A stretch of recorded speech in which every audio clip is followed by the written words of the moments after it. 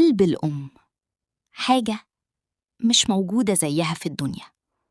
تضربها، تجرحها، تكسرها، تعمل فيها إيه ما تعمل، هي في الآخر هتدعي لك.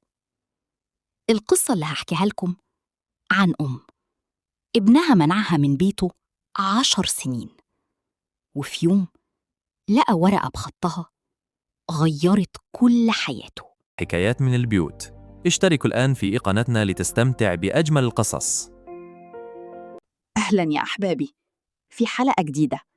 أنا نرمين خالد من قناة حكايات من البيوت. القصة دي بعت لي إياها شاب من الإسكندرية، قال لي إنه كان ميت في حياته لحد ما الورقة دي رجعته للحياة. غيرت الأسامي وخلونا نسميه طارق. طارق شاب في 25، لما اتجوز من بنت مراته الأولى أحبها جداً. المشكلة إن مراته من أول يوم كرهت طارق، مش عايزاها تيجي البيت، مش عايزة ولادي يشوفوها، هي سبب كل مشاكلنا.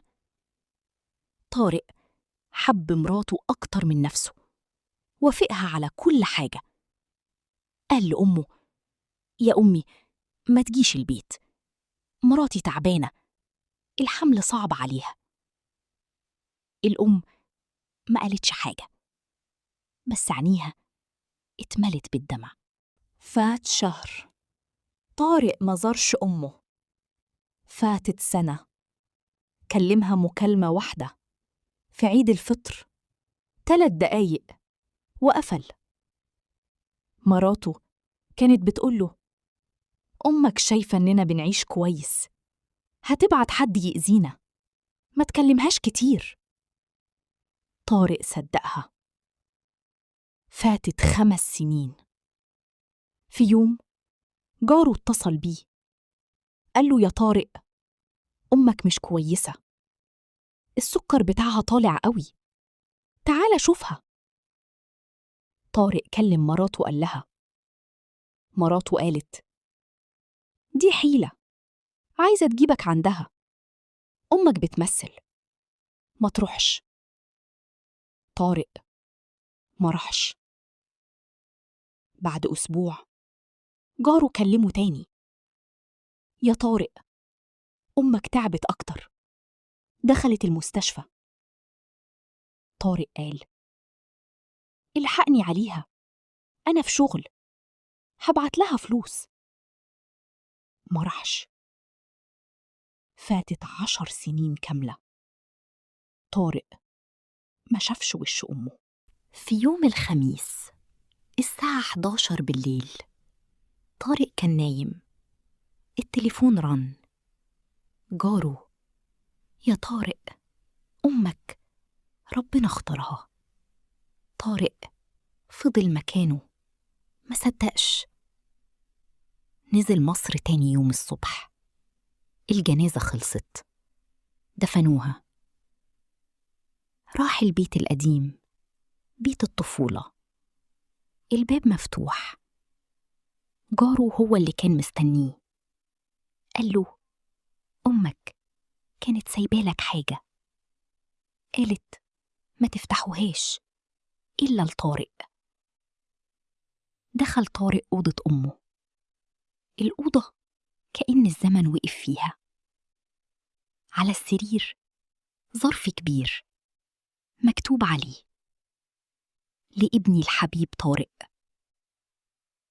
طارق إيده اترعشت، قعد على السرير وفتحه.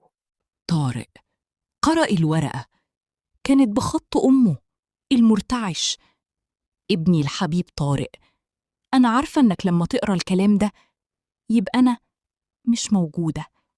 ما تزعلش يا حبيبي، الموت حق، بس قبل ما أروح عايزة أقول لك كام كلمة. الأول، سامحتك، من كل قلبي سامحتك. كل يوم ما كلمتنيش فيه سامحتك، كل مرة ما جيتش فيها سامحتك، كل فرحة حرمتني منها سامحتك. أنا عارفة إنك كنت بتحبني، بس الظروف كانت أقوى منك، وأنا ما كنتش أبداً زعلانة منك. تاني حاجة، في الدولاب درج جوه هتلاقي كل مصاريفك من أول ابتدائي، محتفظة بيها. فلوس البقالة لما كنت بتشتري الحلاوة، فلوس الدروس، فلوس الجامعة، كل ده كان من رزقك ورديته ليك تاني. اشتري بيه حاجة لولادك وقول لهم دي من تيتا اللي ما شفتوهاش. تالت حاجة، الأهم، كل يوم كنت بدعي لك، بدعي ربنا يحفظك، يرزقك، يبارك لك. ما كنتش بدعي عليك ولا حتى مرة، لأن ابني مهما عمل يفضل ابني. لو ربنا قدر ولقيت الورقة دي، ما تعيطش عليا، ادعي لي بالرحمة، وعلم ولادك إن الأم ما تنساش. سامحني لو تعبتك وسامحتك على كل حاجة. ماما اللي بتحبك أكتر من أي حد في الدنيا. طارق وقع على الأرض يعيط زي الأطفال.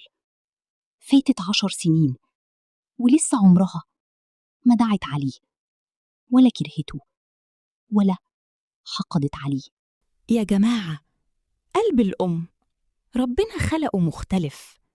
ربنا قال: وبالوالدين إحسانا، إما يبلغن عندك الكبر أحدهما أو كلاهما فلا تقل لهما أف.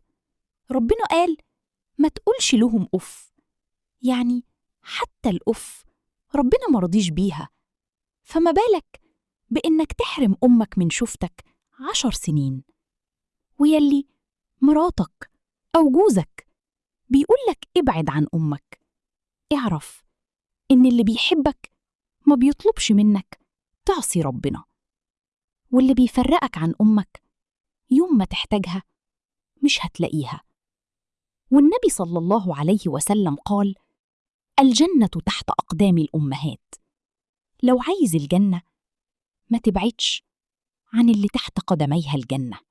طارق طلق مراته بعد ما اكتشف إنها كانت بتكذب عليه طول السنين دي، ومن ساعتها بيروح كل جمعة قبر أمه يقرأ قرآن ويدعي لها، وبيعلم ولاده إن تيتا اللي ما شافوهاش كانت أعظم ست في الدنيا. يا أحبابي، لو أمك لسه عايشة ما تضيعش دقيقة، ولو حد بيحاول يفرقك عنها اعرف إنه مش صاحبك ولا زوجتك ولا قريبك. سيب لي كومنت وقول لي، هل حد حاول يفرقك عن أمك قبل كده؟ إزاي اتصرفت؟ ولو القصة لمستك، لايك، اشتراك، جرس، وشيرها مع كل بنت أو ولد ممكن يكون محتاج السماع ده دلوقتي. أستودعكم الله. السلام عليكم ورحمة الله. حكايات من البيوت. اشتركوا الآن في قناتنا لتستمتع بأجمل القصص.